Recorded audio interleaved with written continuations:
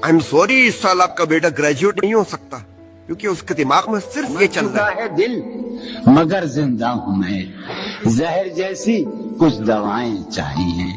पूछते हैं आप अच्छे तो हैं। पूछते हैं आप अच्छे तो हैं। जी मैं अच्छा हूँ, दुआएं चाहिए। खुद को जाना जुदा जमाने से, आ गया था मेरे गुमान में क्या। ये जो तकता है आसमान को तू, कोई रहता है आसमान में क्या। अमरोहा के जॉन इलियास साहब देखा जाए तो एक एथिस्ट थे और उनकी बेटी ने भी ये बात एक इंटरव्यू में कंफर्म की थी और उनकी शायरी में भी ये खास दिखाई देता है। तुम जिस जमीन पर हो मैं उसका खुदा नहीं, पर सरबसर अजियत व आजार ही रहो। बेजार हो गई हो बहुत जिंदगी से तुम, बेजार हो गई हो बहुत जिंदगी से तुम, बेजार हो गई हो तो बेजार ही रहो। मेरे कमरे का क्या बया, यहाँ खून थूका गया शरारत में। हाँ फजा यहाँ की सोई सोई सी, तुम बहुत तेज रोशनी हो क्या। वो रोशनियों से डरता था। 10 साल नींद नहीं आई, 10 साल एक शायरी का लाइन लिखा नहीं गया। नशे में डूबा रहा और मौत की तमन्ना करता रहा। हर चीज की एग्जिस्टेंस से इनकार करता था।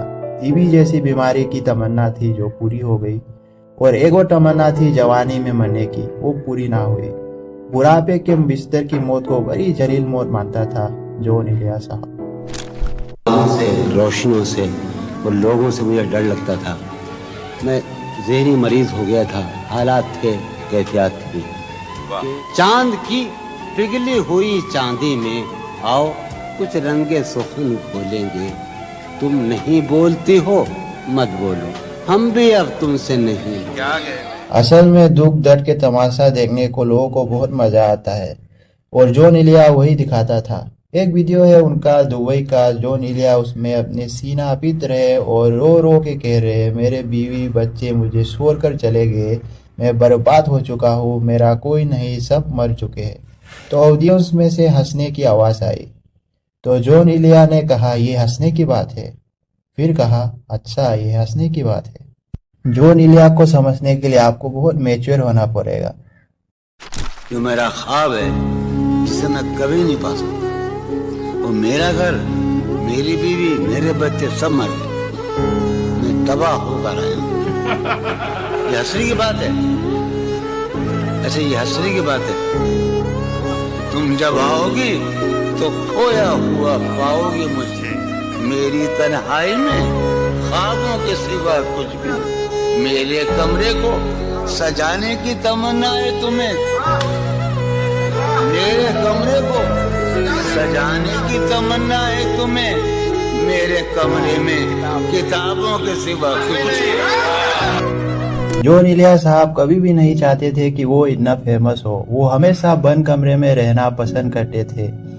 वो जब अमरोहा आए तो उनका एक करीबी दोस्त अनवर उनको शायरी लिखने के लिए जोर देते थे और हमेशा बोलते थे कि जॉन एक दिन बहुत बड़ा शायर बनेगा।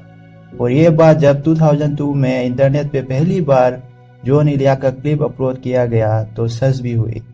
लोगों को जॉन इलिया का शायरी में अपना दुख दर्द नजर आया और जो लोग उर्दू अच्छे से जानते तक नहीं थे उनको भी पसंद आए, मगर अनवर ये सब देख न सका। क्लिप अपलोड होने के बाद 2 साल के अंदर कैंसर से गुजर गए और जॉन इलिया को उनके जाने का बहुत गहरा असर हुआ।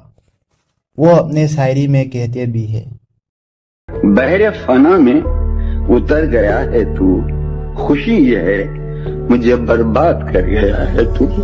बहुत कमीन, बहुत ही जलील निकला तू, क्या कातिल दिलो जां का वकील निकला तू। तुझे नबूत की गजलें सुनाने वाला हूँ, मैं तेरे पास बहुत जल्द आने वाला हूँ। ख़वातीन हज़रात, जॉन इलिया। बेदिली क्या यूं ही दिन गुजर जाएंगे, सिर्फ जिंदा रहे हम तो मर जाएंगे। कितने दिलकश हो तुम, कितना दिलजू हूँ मैं, क्या सितम है कि हम लोग मर जाएंगे।